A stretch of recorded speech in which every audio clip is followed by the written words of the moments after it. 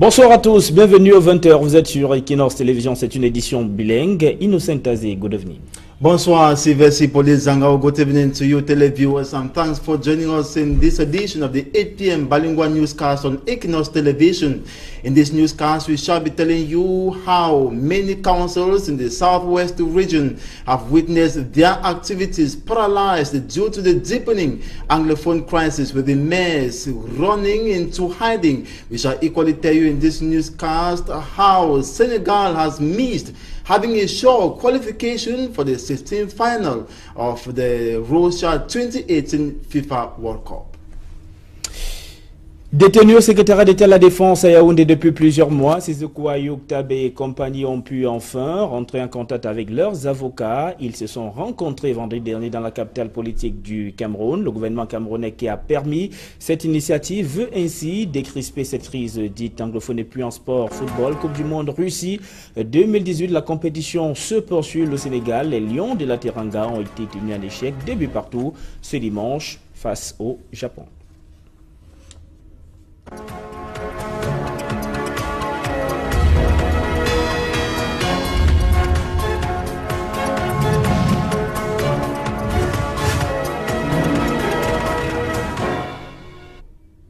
Une fois de plus, bonsoir et bienvenue à cette édition du 20h sur Equinox Télévision. Détenu au secrétariat d'État à la Défense depuis plusieurs mois et coupé du reste du monde, Sissoko Ayok Tabé et compagnie, les leaders de la crise anglophone, les sécessionnistes, comme les appelle au gouvernement camerounais, ont pu enfin être en contact avec leurs avocats. Cela s'est fait vendredi dernier dans la capitale politique du Cameroun. En admettant cette initiative, le gouvernement camerounais veut ainsi participer à la décrispation de cette crise. Les détails et le retour sur le feuilleton de cette affaire avec Nana Paul Saba. Le 5 janvier 2018, Sissoko Ayok Tabé, président de l'État fantôme d'Ambazonie, et des membres de son cabinet sont réunis en nocturne dans un hôtel à Abuja, au Nigeria. Séance tenante, ils sont surpris par des éléments du service secret de leur pays d'accueil. Mis aux arrêts, ces dirigeants séparatistes anglophones. Voilà, nous reviendrons sur cet élément dans le cours de ce journal. Quelques soucis qui ne nous permettent pas de le faire pour l'instant. On va parler également de la mobilisation au sein du Social Democratic Front, le SDF, qui prépare les prochaines échéances électorales, même si au sein de ce parti politique, on sait qu'il est probable que les législatives et les municipales connaissent un report, mais le parti de la balance se prépare pour l'élection présidentielle qui devrait intervenir au mois d'octobre prochain. Et pour ce, de nouveaux militants rejoignent chaque jour les rangs de ce parti. C'est le cas dans la région du centre où les nouveaux militants ont été officiellement reçus. C'est un reportage de Jean-Guy Zogo. Nous allons revenir également sur ce reportage autour du Social Democratic Front qui prépare les prochaines échéances électorales, la présidentielle précisément, qui devrait intervenir au mois d'octobre prochain. Au sein du parti de la balance, on sait qu'il est fort probable que les législatives et les municipales connaissent un report, mais le parti se mobilise pour faire une bonne présence lors de l'élection présidentielle prochaine. Et pour cela, de nouveaux militants rejoignent chaque jour les rangs de ce parti politique et les tout derniers ont été reçu officiellement dans la ville de Yaoundé. C'est un reportage signé Jean-Guy Zogo. Le probable report des élections législatives à l'année prochaine n'arrête pas le SDF dans sa mobilisation. À Yaoundé, de nouvelles recrues viennent grossir les rangs, ici au quartier Aala.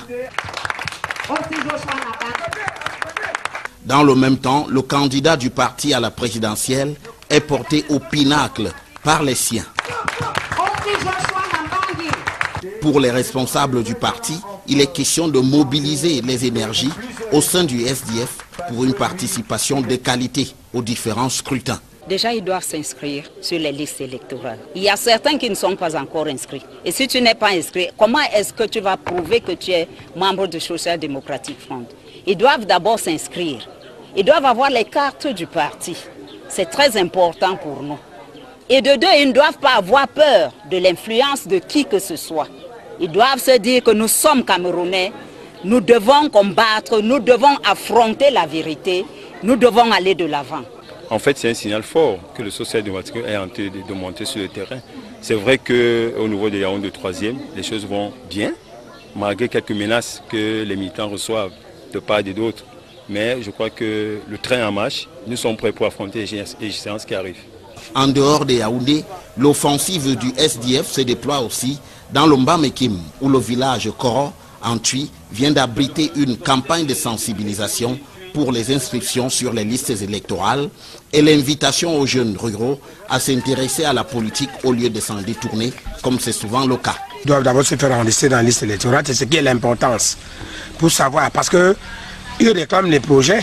Il faut que quand ils se font enregistrer, et nous autres, nous viendrons et nous rassurons à la population des Koro que nous, en tant que le SDF, on va leur donner de l'eau à boire. Et nous rassurons à la jeunesse de Koro que vous auriez un foyer où vous devriez souvent faire vos petites réunions. J'exhorte tous les jeunes de ne pas fuir la politique, que les jeunes sachent que la politique leur appartient, ce pays-ci c'est leur pays. Selon les responsables du SDF, cette présence permanente devrait aller crescendo sur le terrain pour garder éveillés les militants électeurs jusqu'à la tenue de tous les scrutins annoncés au Cameroun les prochains mois. Détenu au secrétariat d'État à la Défense depuis plusieurs mois à Yaoundé et pratiquement coupé du reste du monde, Siseko Ayuk-Tabe et compagnie ont pu enfin être en contact avec leurs avocats. C'était vendredi dernier dans la capitale politique du Cameroun.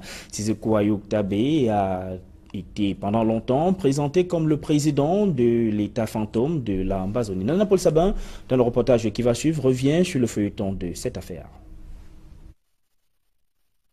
Le 5 janvier 2018, Siseko Ayuk-Tabe, président de l'État fantôme d'Ambazonie, et des membres de son cabinet sont réunis en nocturne dans un hôtel à Abuja, au Nigeria. Séance tenante, ils sont surpris par des éléments du service secret de leur pays d'accueil. Mis aux arrêts, ces dirigeants séparatistes anglophones, au nombre de 47 selon les officiels, sont extradés sous très forte escorte à Yaoundé le 28 janvier 2018. Dans la capitale politique du Cameroun, Ayuk-Tabe et ses 46 compagnons de lutte pour l'indépendance des régions anglophones sont gardés au secret. Le 29 janvier 2018, 4 avocats, à savoir Maître Félix Arbor Nkongo, Maître Claude Assira, Maître Yolande Ngor Mignongok et Maître Bernard Mouna, se présentent au secrétariat d'État à la Défense dans l'espoir de rencontrer les sécessionnistes rapatriés du Nigeria. Peine perdue, le colonel qui les reçoit n'accorde pas une suite favorable à leur demande. En outre, l'officier supérieur de gendarmerie ne confirme pas la présence des séparatistes dans les cellules du CED. Cette attitude renforce la conviction de certains activistes de la crise anglophone qui pensent que Siseko Ayuk-Tabe, le président de l'État fantôme d'Ambazonie, a été assassiné au lendemain de son arrestation au Nigeria. En réaction, le gouvernement camerounais multiplie des démentis sans convaincre la famille du leader des séparatistes, dont son épouse Lily Ayuk-Tabe, qui exige une vidéo qui prouve que son mari est encore en vie. Après 6 mois de confusion, le gouvernement camerounais a finalement décidé de lâcher du lest.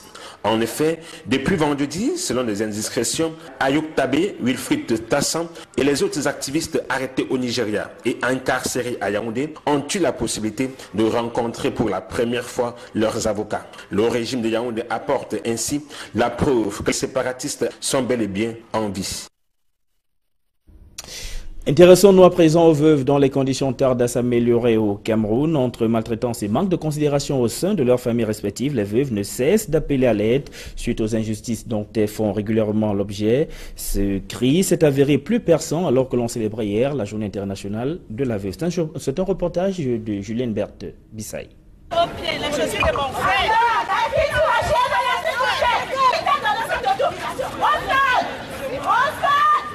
La maltraitance des veuves représente l'une des plus graves violations des droits de l'homme. Discriminées, déshéritées, accusées de sorcellerie, expulsées du domicile conjugal, violées ou mariées de force à un autre membre de la famille, leur situation est souvent plus que désastreuse. Les veuves sont bien maltraitées parce qu'on les demande même de quitter la concession de leur mari pour aller habiter ailleurs. Tu dois aller où habiter? Tu as créé ta vie avec ton mari. Ton mari, mais tu es déjà fatigué, on te demande de laisser la concession aux enfants. C'est pour aller où? Et si par contre, le mari en mourant n'avait rien laissé, et là, bon, la veuve se sent abandonnée à elle-même, elle doit se battre par elle pour élever les enfants qu'il a laissés. Vous allez voir beaucoup de veuves qui font dans les petits commerces, qui se battent par-ci, qui partent au champ, qui se créent des petits métiers pour essayer d'encadrer sa petite famille.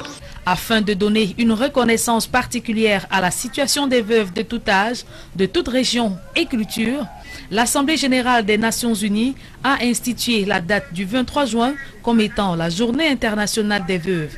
À Douala comme à Lom, c'est une occasion pour les autorités de susciter une attention particulière et d'interpeller les consciences par rapport à leur vulnérabilité. Sa Majesté Gustave Ebanda, maire de Douala 5e. Nos sociétés rejettent pratiquement les veuves. Elles sont abandonnées à elles-mêmes, avec des orphelins à nourrir. Ça crée beaucoup de frustration.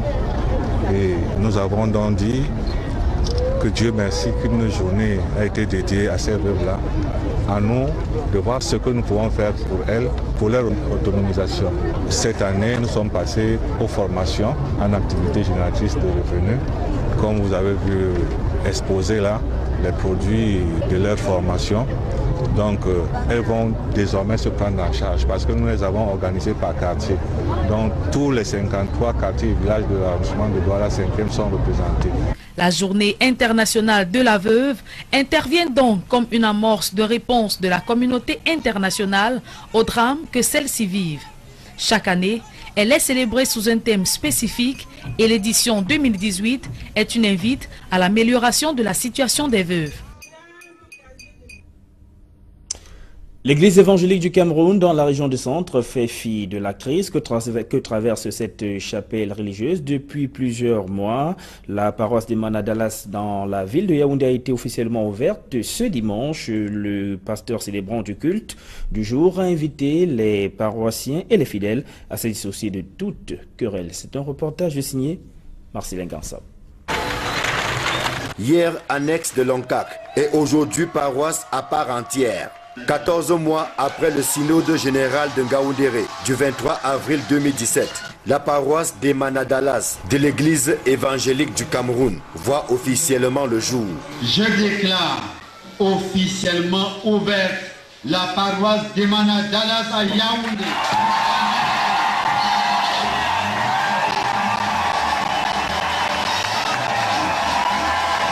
Fidèles, diacres, pasteurs, anciens d'église, conseils paroissiaux et autres responsables de groupe sont les témoins de cette ouverture officielle, fruit de plusieurs années d'enfantement, non sans douleur.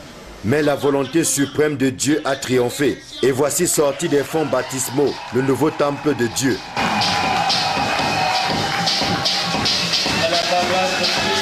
Si la joie légitime de voir cette annexe érigée en paroisse peut se comprendre, il n'y a que le plus dur commence pour le pasteur et ses ouailles. Au regard du contexte actuel, marqué par des querelles de leadership à la tête de l'église. Le plus important reste la construction des cœurs et des mentalités. Car on a vu des gens avoir des temples dans lesquels les mentalités ont chassé la présence du Saint-Esprit. Bien-aimés frères et sœurs en Jésus-Christ, comme conseil, nous vous demandons d'éviter les querelles, les inimitiés, les jalousies, les colères, les intrigues, les luttes intestines, l'orgueil, les divisions et même la recherche du gain à tous les prix, qui sont les œuvres de la chair et du malin. Un appel à la vigilance, corroboré par le président de la région synodale, centre et sud. Nous voulons bénir le Seigneur pour cette œuvre. Nous réalisons que malgré tout, l'église évangélique du Cameroun est en marche. Et nous voulons profiter pour encourager tous les chrétiens de l'église évangélique du Cameroun à se souvenir qu'ils sont venus à l'église pour adorer Dieu. Et l'adoration se fait à la base des paroisses, des annexes et des lieux de culte. Et qu'ils veuillent bien se préoccuper de cette adoration et non pas des hostilités à quelque niveau que ce soit. La paroisse EEC des Manadalas loge actuellement dans un bâtiment en matériaux provisoires. Qui plus est, 700 mètres carrés sont à conquérir pour l'acquisition complète du terrain. Séance tenante, les chœurs ont parlé et plus de 500 mètres carrés sur les 700 ont été acquis. 10 mètres carrés. Nous sommes très très fiers et nous avons eu beaucoup de promesses et nous espérons que le Seigneur va véritablement toucher les cœurs des uns et des autres pour que dès demain nous puissions recouvrer tous ces fonds-là. Donc voilà, nous rendons vraiment gloire à Dieu parce que vraiment son œuvre est salutaire et nous sommes fiers de faire partie de ce travail-là. La découverte de la plaque et les réjouissances ont mis un terme officiel à l'ouverture de la paroisse des Manadalas de l'église évangélique du Cameroun, au grand bonheur du peuple de Dieu de cette ère géographique. C'est ainsi que nous mettons un terme à la première partie de ce journal. Retrouvons tout de suite la partie en langue anglaise présentée par vous, Innocent Azé. Good evening once again. Merci Sylvester Polizango une fois de plus. Bonsoir à vous and once again to our televiewers, good evening and thanks for staying with us in this second segment of the newscast. We begin with the story to say Ambazonian leaders Julius Siseko Ayuk Tabe and 46 others who were extradited from Nigeria to Cameroon and detained at the State Secretariat of Defense in Yaoundé, the nation's political capital, have finally met with their lawyers on Friday, June 22nd. It is a move by governments to prove the Ambazonian leaders are still alive, safe and sound. It is the first time and first group of persons visiting Ayuk Siseko Tabe and co ever since they were extradited from Nigeria and detained in the nation's political capital. And we continue to talk the Anglophone crisis. This time we're taking you to the southwest region of the country to see a lot of councils in that part of Cameroon have witnessed their activities paralyzed as a result of continuous violence and threats from the Ambazonian fighters. Several mayors are said to have fled to hiding. Derek Jato reports. The Ambazonian Defense Forces have closed down most councils in the southwest region. The activities of the councils are completely grounded. The councils cannot operate. And the affected mayors are on the run.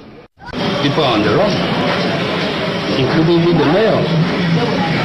I think I shouldn't tell lies. People are on the run, including the mayor. So the situation is desperate. Chief Bate Epe Robert, mayor of Tinto, a council in Manu Division, appeared from his undisclosed hideout and painted the picture on the ground. And I am saying here that even to go back and open your office is just tantamount to inviting death to yourself. Because people are going to chase away, and those who are still hanging around cannot go to the office. Because people are supervising those offices, they want a complete, that the council is not functional. I come here, I'm not going to my office for the past 1 month. And I want to talk to the other person. They are here, and people are not going to the office for the past 3 months. Today, the National Community Driven Development Program, PNDP, is launching the second edition of Performance Basket for 2018. The Performance Basket of PNDP is a medium where the PNDP evaluate the performance of councils and reward them for the performance. The reward may be in cash, but what we based on is not just the cash, but how the councils improve in their management and administrative skills. But how can such a program be carried out in a region that everything is seemingly on a standstill? We have tried to appeal to the mayors that no matter the circumstances, they should make an effort to take part in this activity. They will go to show proof that even despite the situation that they are going through, this will attract more interest and probably more sympathy. Even at this launch in Limbe, that was supposed to have the 31 mayors of the southwest region in attendance, only 5 mayors were present. I can't speak for the mayors who are not here. So I think it would be advisable for you to meet in Limbe, for you to meet the mayor of Limbe, for example, to find out. But all the mayors were invited. Mr. Nkem David, The Southwest Regional Coordinator of PNDP says a new strategy will be formulated. The performance basket technical team engaged by the Southwest Governor was also installed, and these members are having a 2-year mandate. And we continue talking the Anglophone crisis to say dozens of persons in the Northwest region have been bundled and jailed in detention facilities in that parts of Cameroon. It should be noted in Bambili, dozens of persons were arrested after heavy gunshots were heard on Thursday and Friday. That was last week. Of course, we equally get information that a police officer was killed around the hospital roundabout and several other civilians injured. Report also says as a result of the incident, a 6-year-old girl died on the way with her mother to upstation as they crashed beneath a heavy-duty truck as they were fleeing to visit an aunt. It resulted when violence was taking part in the entire Nkwen section. And of course, the mother has sustained injury. The mother is known as Taminang Adeline. She incurred fractures on her arm and equally her leg. The news of the death of her 6-year-old daughter has not been revealed to her yet, and the family is in graves. We now take you to Bafang, where a group of persons dealing with marijuana have been dismantled by forces of law and order presented to the public. Franklin Mabe tells us more. 4 persons have been caught with marijuana in Bafang subdivision of the West region. Amongst the 4, 2 Mboro teenagers, Yusufa Hassa and Yahoma, aged 16 and 14 years respectively, were caught by the forces of law and order traveling with a bag of drugs in Bana quarter of Bafang. A Cameroonian told us that he saw 2 young boys traveling with a bag. Inside the bag, he saw a bad things called drugs.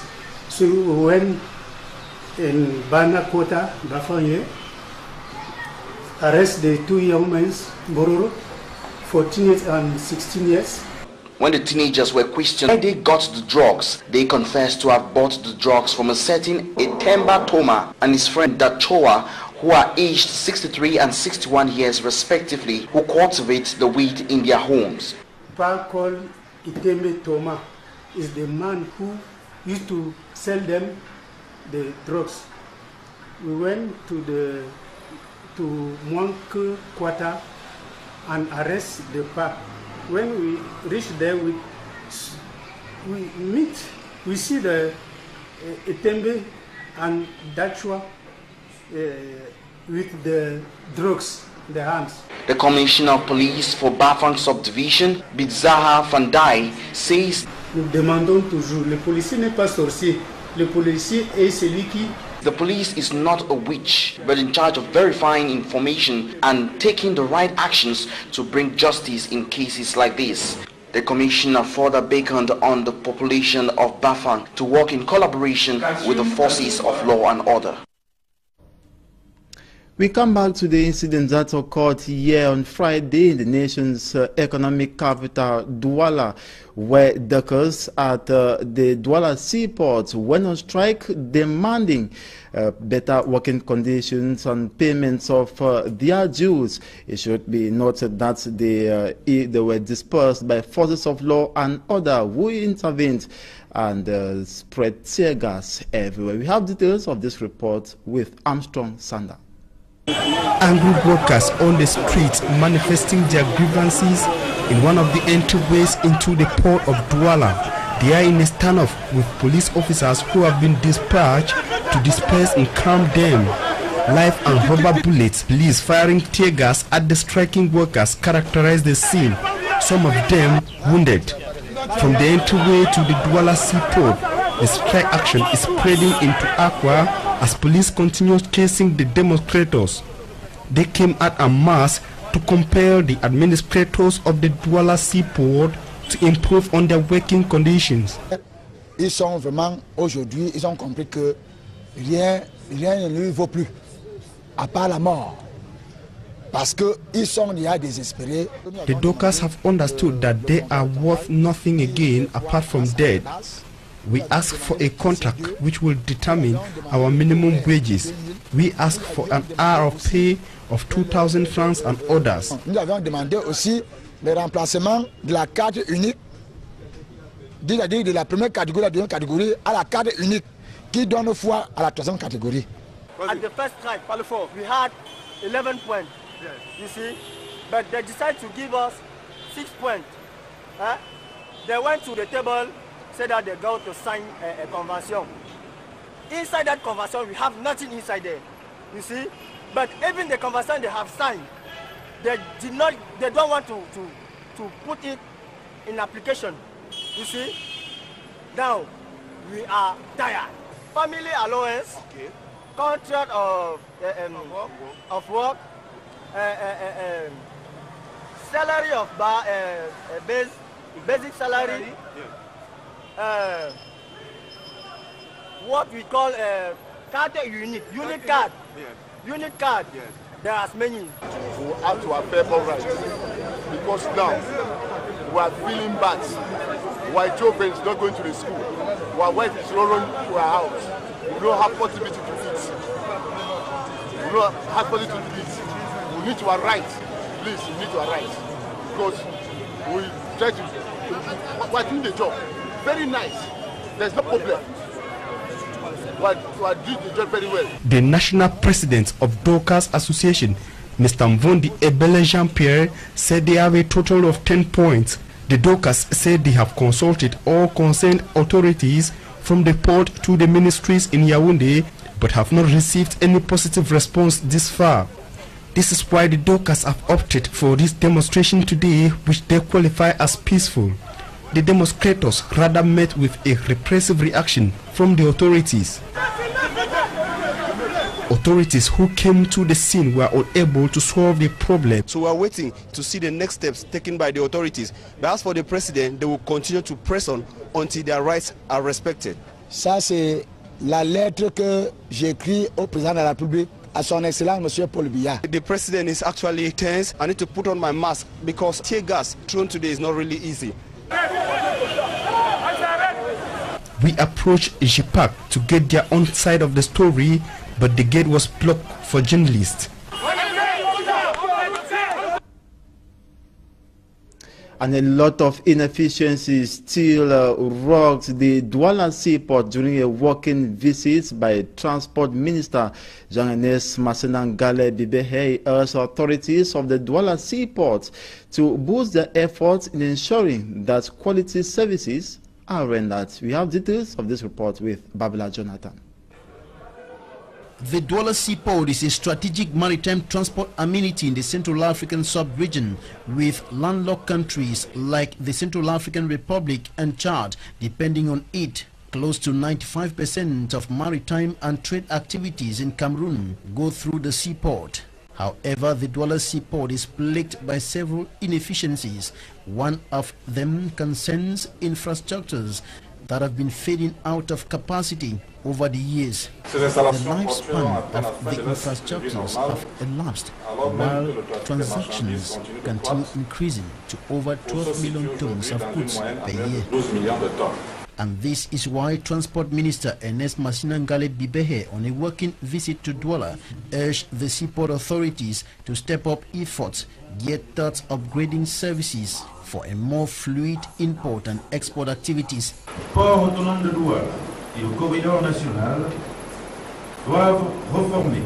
The Douala Port Authority has to reform and modernize its activities in all domains: anchoring of ships, loading and offloading of ships, storing of goods, procedures, infrastructures, transport, security, and so on. Sécurité et j'en passe. Le port autonome de Douala, dans le cadre de ces missions, a obtenu le feu vert du gouvernement The Douala Port Authority has received the green light of government to immediately undertake all actions to turn the tides concerning depreciating port infrastructures. The Director General of the Douala Seaport and his collaborators are also expected to enhance collaboration with the Kribi Port Authority. I asked the Director General to finalize, in consultation with the Kribi Port Authority, studies on the creation of a national transport company between the two seaports. Efforts have been underway to transform and develop the Douala Seaport since 2017. Widows in Cameroon have joined their counterparts nationwide to celebrate the International Widows' Day. Focus was on the challenges of this group of persons in the society. Once more, we have for me Armstrong Sander with the details.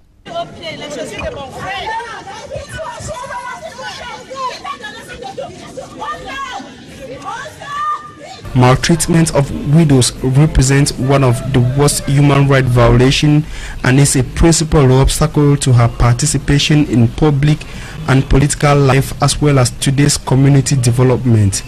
Widows are discriminated upon, refused the right to inheritance, accused of witchcraft, sent out of marital homes, raped, and sometimes forced to remarry in-laws. According to the United Nations Women, this practice makes the life of widows disastrous. These widows they are socially weak, they are socially behind, and they don't even know, they are even hidden, and they are even ignored.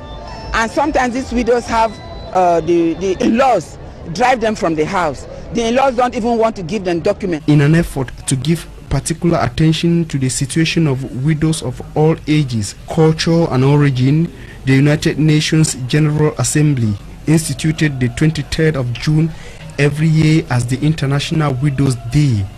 On this day, member states dedicate special attention to the plight of widows and draw public conscience to their vulnerability. Yesterday, we had a judicial activity. We have some lawyers who came to talk to the widows, and the widows were talking their sufferings, telling how they drove. Some of them said they have driven them from the house. Some of them said they have taken their documents, so they cannot make even to have the pension of their husband. And then some of them even say the in-laws don't even want to see them. So all that the lawyers are taking care, and even the CMPS. It is within this framework that the United Nations Women assembled over 200 women, administrators, religious and traditional leaders to raise awareness on the plight of widows in the Littoral region and Cameroon in general.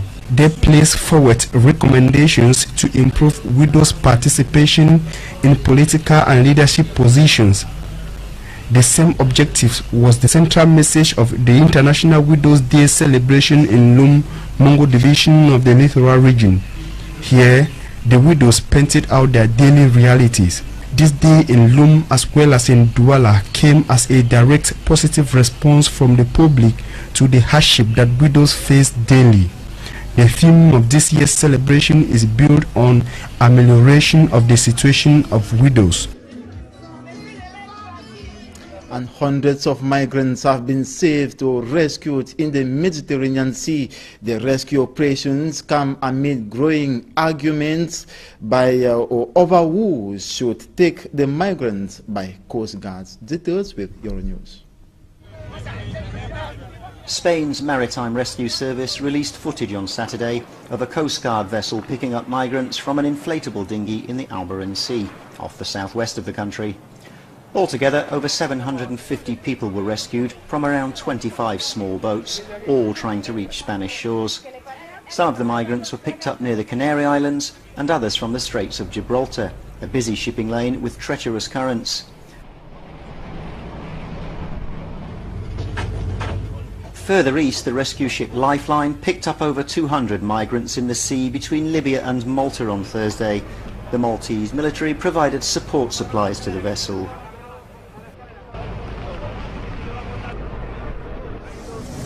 At the moment, we're in a waiting position off the Libyan west coast with 234 people on board. Thank God we don't have any severe medical emergencies, so the situation is stable at the moment. By the way, saving lives at sea is not a crime.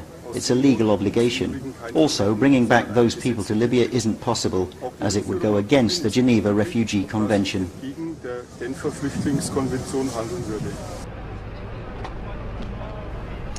We now talk sports to see Senegal have missed picking up their short qualification tickets for the 18th final of the 2018 FIFA World Cup after they separated with Japan on a 2-2 draw this afternoon. It should be noted the Teranga Lions now have 4 points and still have the opportunity to move to the next round of the tournament when they must have played their last game, that will be with Colombia. And of course, it should however be noted that Tunisia has equally joined other African representatives to bow out of the competition after they were defeated yesterday by Belgium 5-2. And it is on these notes that we've come to the end of this edition of the 8 p.m. Bilingual Newscast on Equinox Television. I want to thank you so much for watching. Do stay tuned for more interesting programs. Sylvestre, bonsoir. It was a pleasure to be with you, Innocent Azé. Mesdames, Messieurs, c'est ici que nous mettons un terme à cette édition du journal bilingue sur Equinox Télévision. Restez en compagnie de nos programmes qui se poursuivent.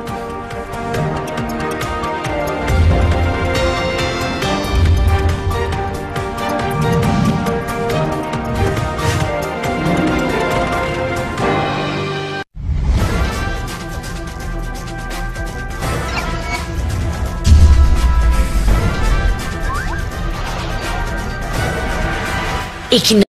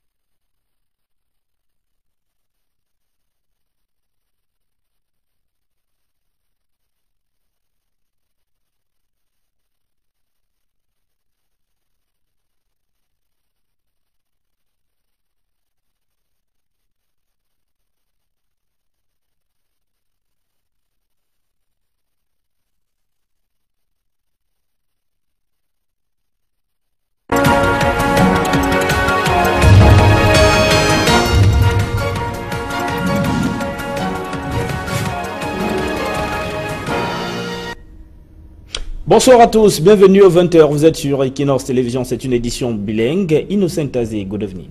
Bonsoir, Sylvestre Zangao. Good evening to you, televiewers, and thanks for joining us in this edition of the 8 p.m. Bilingual Newscast on Equinox Television.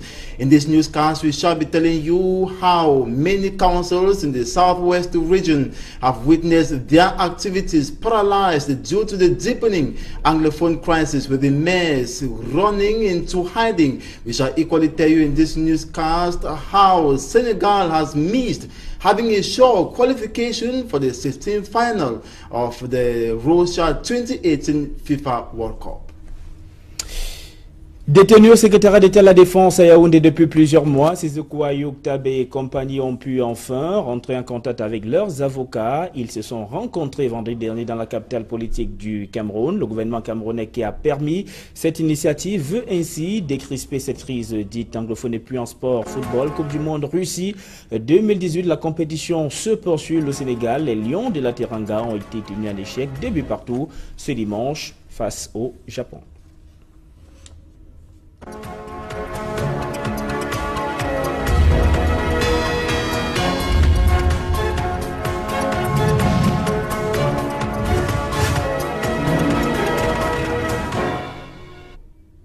Une fois de plus, bonsoir et bienvenue à cette édition du 20h sur Equinox Télévision. Détenu au secrétariat d'État à la Défense depuis plusieurs mois et coupé du reste du monde, Siseko Ayok Tabe et compagnie, les leaders de la crise anglophone, les sécessionnistes, comme les appels au gouvernement camerounais, ont pu enfin être en contact avec leurs avocats. Cela s'est fait vendredi dernier dans la capitale politique du Cameroun. En admettant cette initiative, le gouvernement camerounais veut ainsi participer à la décrispation de cette crise. Les détails et le retour sur le feuilleton de cette affaire avec Nana Paul Saba.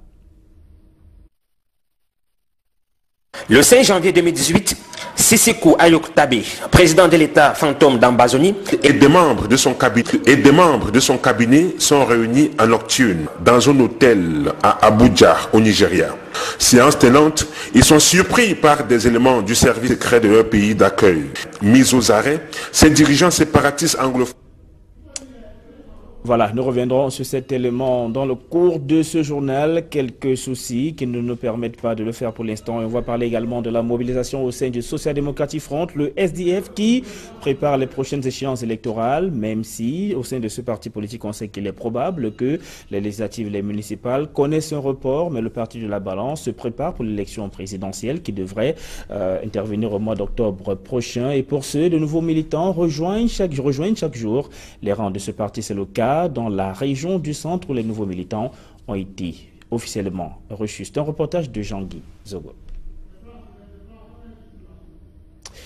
Nous allons revenir également sur ce reportage autour du Social Democratic Front qui prépare les prochaines échéances électorales, la présidentielle précisément, qui devrait intervenir au mois d'octobre prochain. Au sein du parti de la balance, on sait qu'il est fort probable que les législatives et les municipales connaissent un report, mais le parti se mobilise pour faire une bonne présence lors de l'élection présidentielle prochaine. Et pour cela, de nouveaux militants rejoignent chaque jour les rangs de ce parti politique et les tout derniers ont été reçu officiellement dans la ville de Yaoundé. C'est un reportage signé Jean-Guy Zogo. Le probable report des élections législatives nationales de la ville. C'est un reportage de Julienne Berthe Bissaï.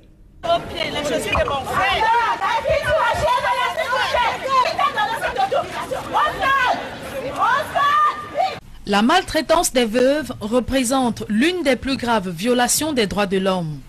Discriminés, déshérités, accusés de sorcellerie, expulsés du domicile conjugal, violés ou mariés de force à un autre membre de la famille, leur situation est souvent plus que désastreuse. Les veuves sont bien maltraitées parce qu'on les demande même de quitter la concession de leur mari pour aller habiter ailleurs.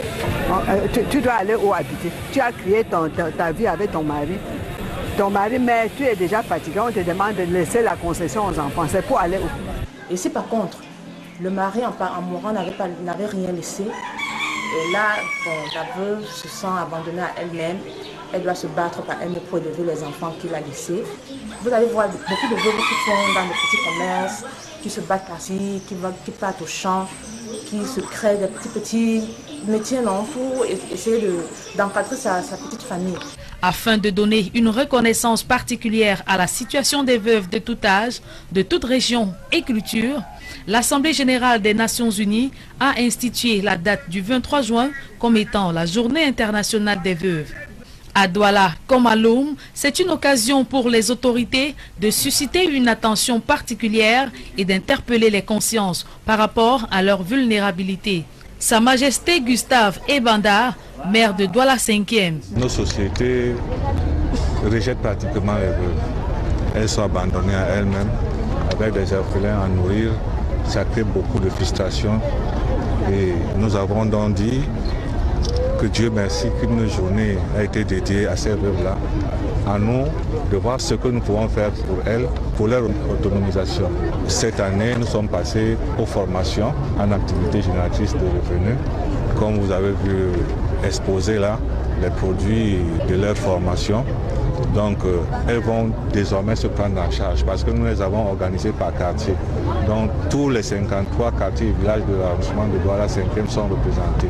La journée internationale de la veuve intervient donc comme une amorce de réponse de la communauté internationale au drame que celles-ci vivent. Chaque année, elle est célébrée sous un thème spécifique et l'édition 2018 est une invite à l'amélioration de la situation des veuves. L'église évangélique du Cameroun dans la région du centre fait fi de la crise que traverse cette chapelle religieuse depuis plusieurs mois.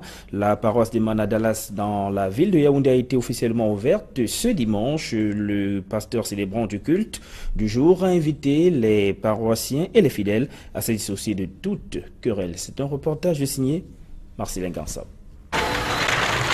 Hier, annexe de Loncac et aujourd'hui paroisse à part entière.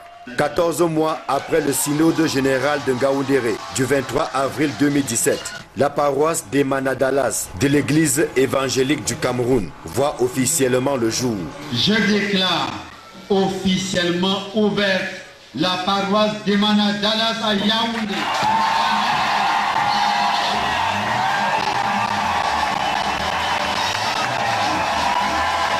Fidèles, diacres, pasteurs, anciens d'église, conseils paroissiaux et autres responsables de groupe sont les témoins de cette ouverture officielle, fruit de plusieurs années d'enfantement, non sans douleur.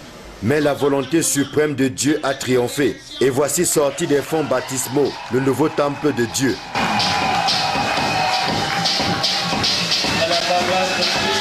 Si la joie légitime de voir cette annexe érigée en paroisse peut se comprendre, il n'y a que le plus dur commence pour le pasteur et ses ouailles, au regard du contexte actuel, marqué par des querelles de leadership à la tête de l'église. Le plus important reste la construction des cœurs et des mentalités, car on a vu des gens avoir des temples dans lesquels les mentalités ont chassé la présence du Saint-Esprit. Bien-aimés frères et sœurs en Jésus-Christ, comme conseil, nous vous demandons d'éviter les querelles, les inimitiés, les jalousies, les colères, les intrigues, les luttes intestines, l'orgueil, les divisions et même la recherche du gain à tous les prix, qui sont les œuvres de la chair et du malin. Un appel à la vigilance, corroboré par le président de la région synodale, centre et sud. Nous voulons bénir le Seigneur pour cette œuvre. Nous réalisons que malgré tout, l'église évangélique du Cameroun est en marche. Et nous voulons profiter pour encourager. The situation that we are going through, and this will attract more interest and probably more sympathy. Even at this launch in Limbe, that was supposed to have the 31 mayors of the Southwest region in attendance, only 5 mayors were present. I can't speak for the mayors who are not here. So I think it would be advisable for you to meet Limbe, for you to meet the mayor of Limbe, for example, to find out. But all the mayors were invited. Mr. Nkem David, the Southwest Regional Coordinator of PNGP, says a new strategy will be formulated. The performance basket technical team engaged by the Southwest governor was also installed, and these members are having a 2-year mandate. And we continue talking the Anglophone crisis to say dozens of persons in the Northwest region have been bonded and jailed in detention facilities in that part of Cameroon. It should be noted in Bambili, dozens of persons were arrested after heavy gunshots were heard on Thursday and Friday. That was last week. Of course, we equally get information that a police officer was killed around the hospital roundabout and several other civilians injured. Report also says as a result of the incident, a 6-year-old girl died on the way with her mother to upstation as they crashed beneath a heavy-duty truck as they were fleeing to visit an aunt. It resulted when violence was taking part in the entire Nkwen section. And of course, the mother has sustained injury. The mother is known as Taminang Adeline. She incurred fractures on her arm and equally her leg. The news of the death of her 6-year-old daughter has not been revealed to her yet, and the family is in grief.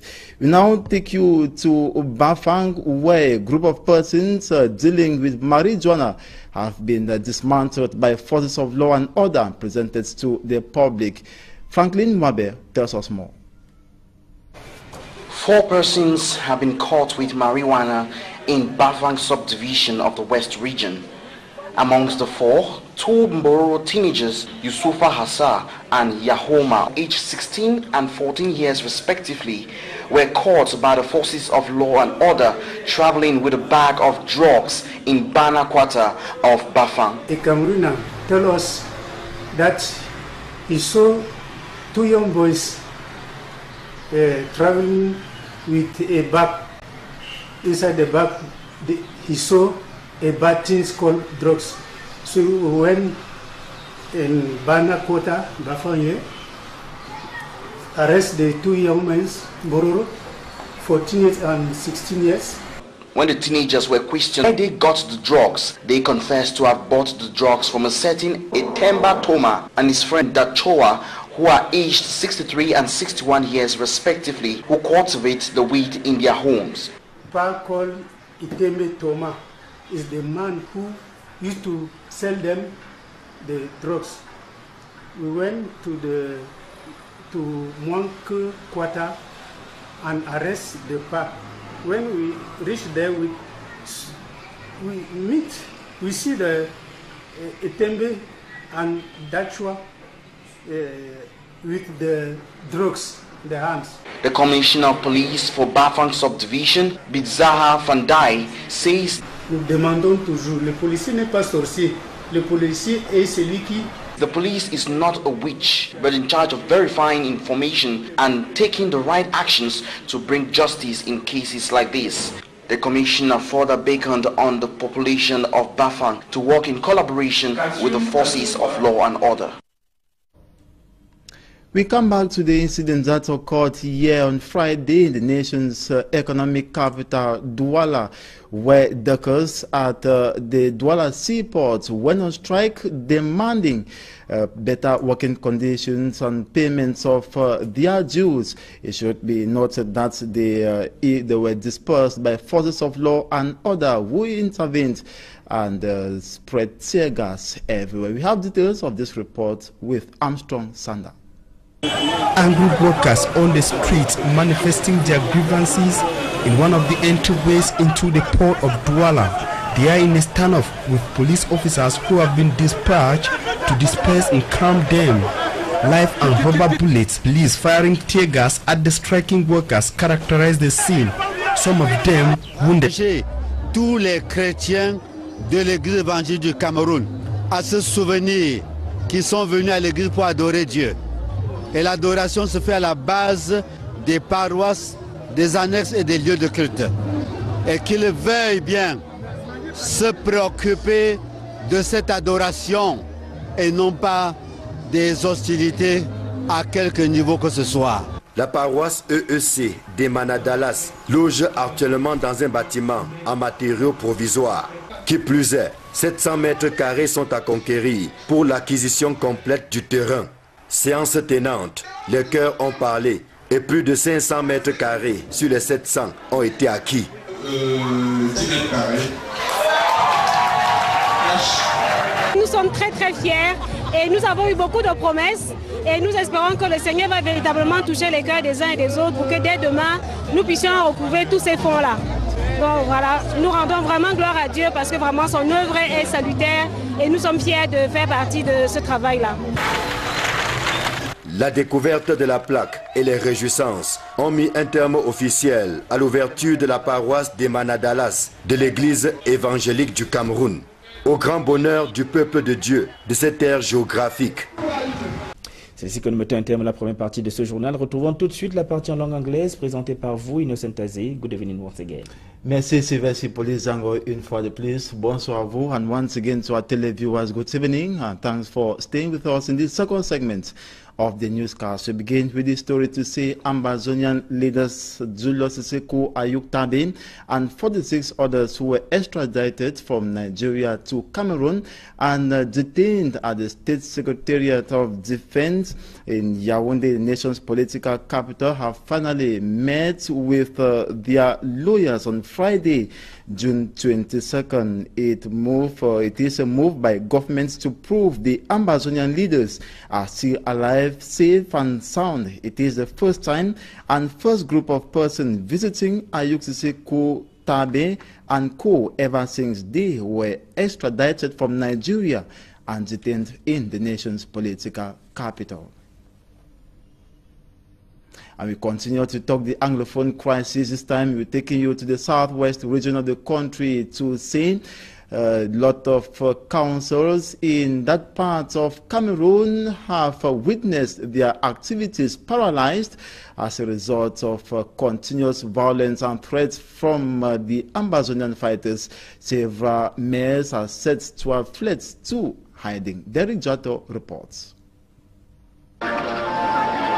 The Amazonian Defense Forces have closed down most councils in the southwest region. The activities of the councils are completely grounded. The councils cannot operate. And the affected mayors are on the run. People are on the run, including the mayor. I think I shouldn't tell lies. People are on the run, including the mayor. So the situation is desperate. Chief Bate Epe Robert, mayor of Tinto, a council in Manu Division, appeared from his undisclosed hideout and painted the picture on the ground. And I am saying here that you need to go back and open your office.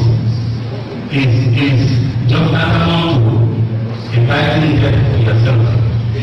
Because people are going to change the way, and those who are still hanging around cannot go to the office. Because people are supervising those offices, they want a complete, that the council to not function. I come here, I'm not going to my office for the past 1 month. I don't want to talk to the other person, and they are here, and people are not going to the office for the past 3 months.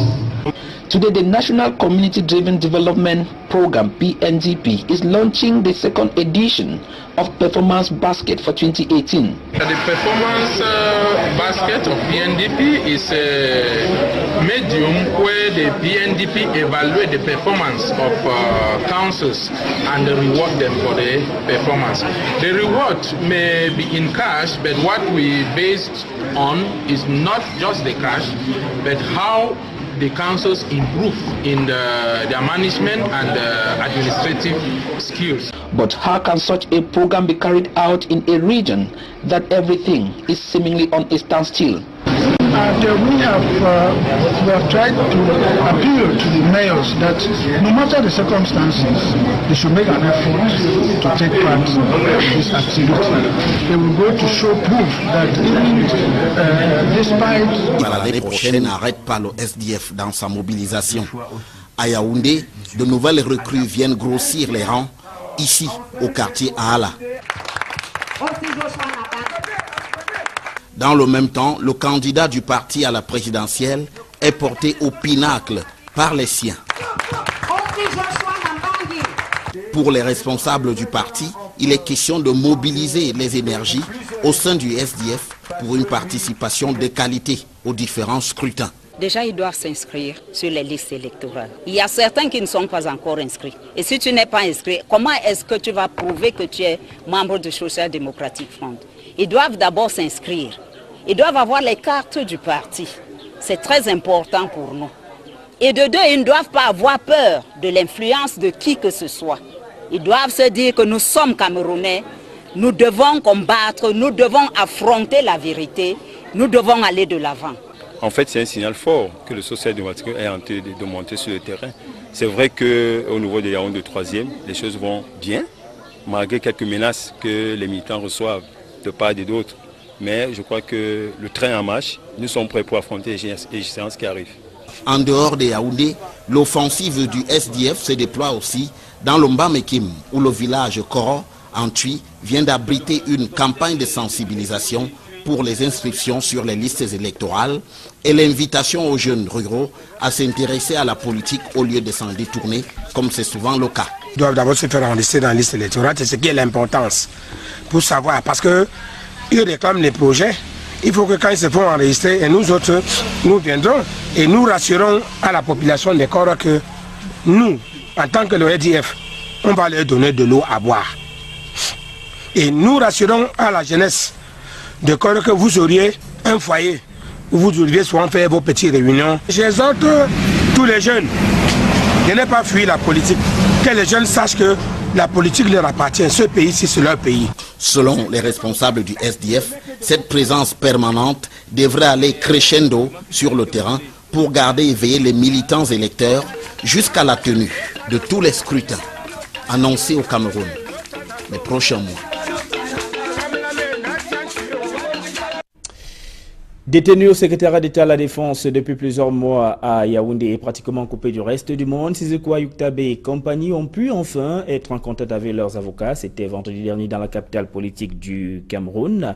Sissoco Ayuk Tabé a été pendant longtemps présenté comme le président de l'État fantôme de l'Ambazonie. Nana Paul Sabin, dans le reportage qui va suivre, revient sur le feuilleton de cette affaire. Le 5 janvier 2018, Sissoco Ayuk Tabé, président de l'État fantôme d'Ambazonie, et des membres de son cabinet sont réunis en nocturne dans un hôtel à Abuja, au Nigeria. Séance tenante, ils sont surpris par des éléments du service secret de leur pays d'accueil. Mis aux arrêts, ces dirigeants séparatistes anglophones, au nombre de 47 selon les officiels, sont extradés sous très forte escorte à Yaoundé le 28 janvier 2018. Dans la capitale politique du Cameroun, Ayuk Tabé et ses 46 compagnons de lutte pour l'indépendance des régions anglophones sont gardés au secret. Le 29 janvier 2018, 4 avocats, à savoir Maître Félix Arbor Nkongo, Maître Claude Assira, Maître Yolande Ngor Mignongok et Maître Bernard Mouna, se présentent au secrétariat d'État à la Défense dans l'espoir de rencontrer les sécessionnistes rapatriés du Nigeria. Peine perdue, le colonel qui les reçoit n'accorde pas une suite favorable à leur demande. En outre, l'officier supérieur de gendarmerie ne confirme pas la présence des séparatistes dans les cellules du CET. Cette attitude renforce la conviction de certains activistes de la crise anglophone qui pensent que Sissoco Ayuk Tabé, le président de l'État fantôme d'Ambazonie, a été assassiné au lendemain de son arrestation au Nigeria. En réaction, le gouvernement camerounais multiplie des démentis sans convaincre la famille du leader des séparatistes, dont son épouse Lili Ayuk Tabé, qui exige une vidéo qui prouve que son mari est encore en vie. Après 6 mois de confusion, le gouvernement camerounais a finalement décidé de lâcher du lest. En effet, depuis vendredi, selon les indiscrétions, Ayuk Tabé, Wilfried Tassan et les autres activistes arrêtés au Nigeria et incarcérés à Yaoundé ont eu la possibilité de rencontrer pour la première fois leurs avocats. Le régime de Yaoundé apporte ainsi la preuve que les séparatistes sont bel et bien en vie.